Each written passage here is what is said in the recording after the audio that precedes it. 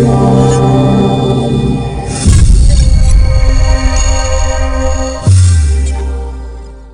I'm in my office doing some research I wanted to share with you guys. So as you may know, here in New Jersey, about a dozen whales have washed up ashore because of this wind turbine project that's going on. So there's an article out, and I will read some of it to you. That's from New Jersey 101.5, where they said there's a claim that millionaire governor Phil Murphy is personally invested in offshore wind companies, and he's making money by building new turbines off the Jersey shore. It is based on the name of his two companies that are registered in the United Kingdom. So Phil Murphy does have a holding company based out of the UK called JECS Limited that's named after his children, Josh, Emma, Charlie, and Sam. And I started to dig into this because when asked about it, Phil Murphy's office claimed, yeah, so what? That has nothing to do with this. Does it though? We'll see. So JECS, it seems that there are multiple, there's actually 4 companies based out of the UK with the JECS initials. The one definitely is registered to him and his wife Tammy, in which his brother-in-law Stephen is a director of the company. It used to be his father-in-law and mother-in-law, and when they passed away, it became the brother-in-law that was a director.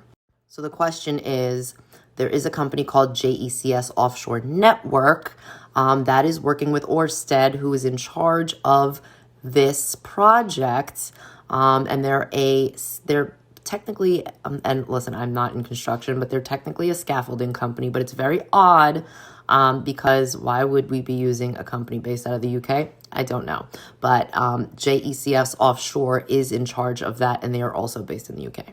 So basically, the Murphy camp is saying that JECS Limited, which is owned by Phil Murphy, and JECS Offshore have nothing to do with each other, that they're 2 separate companies.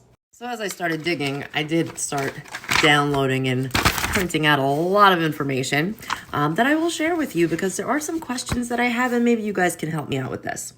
What's odd is that his company did switch addresses that they're registered to multiple times.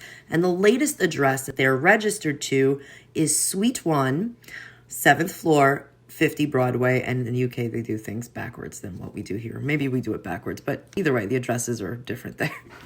Anywho, at this 50 Broadway London address, specifically that building, which I will show you, that building has 870 companies registered to it. Let me show you what that building looks like. I don't think it fits 870 companies. So that's one odd thing that I came across. What's even more odd is that when you specifically look at what companies are registered to 50 Broadway in London, 7th floor, Suite 1, there are 57 companies currently registered to that same suite. Weird. And then, of course, this building is right next to a governmental legal department office. Shocker. The other interesting thing about JECS is that there's no registered website or phone number for the business. Don't you need a phone number when you have a business? I guess not. So as of their latest financial statement filing in May of 2022, they're saying that they have about 4.3 million pounds in tangible assets, which qualifies them under UK rules, I guess, to not be audited because they follow that criteria. They fall under 5 million and they have less than 50 employees, which they only have 3 technically, 2 owners and a director, which is the brother-in-law. So here's the interesting part and where I left off on my digging is that the other JECS companies, for example, the one that is actually involved in the whole project is JECF Offshore Scaffolding, which I mentioned before. Interestingly, there's only one shareholder / director in charge of this company, and her name is Latasha Jacqueline Grace Whiting. She's also tied to the other JECS companies, which are JECS Holdings and JECS Entertainment, which are dissolved at this point.